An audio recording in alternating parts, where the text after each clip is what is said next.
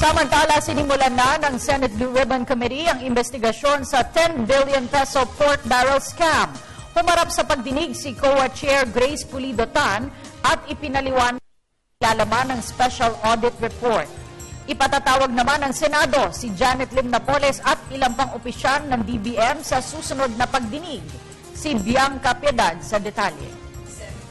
Nakatakdang ipatawag ng Senate Blue Ribbon Committee sa susunod na pagdinig ang sumukong si Janet Lim Napoles, kabilang ang opisyal ng Department of Budget and Management o DBM, upang hinga ng pahayag kaugnay pa rin ng Priority Development Assistance Fund scam na kinasasangkutan ng ilang senador at kongresista. Ayon sa Commission on Audit, nagsisimula ang proseso ng PDAF sa request ng mababata sa DBM. Ibibigay ng DBM sa implementing agencies ang PDAF at ang mga ahensyang ito ang bahala na magbigay ng PDAF sa NGOs. Lumabas sa inisyal na pagdinig ng Blue Ribbon na 82 non-government organization o NGOs ang nakatanggap ng 6 na bilyong piso para sa livelihood projects.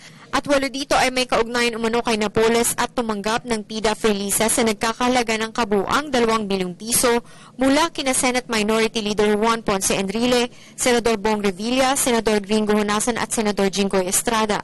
Sina Enrile at Revilla lang umano ang nagkumpirma ng kanilang signature sa mga dokumentong binigay ng implementing agency sa COA, habang wala pang komento si Estrada at Honasan sa sulat ng COA.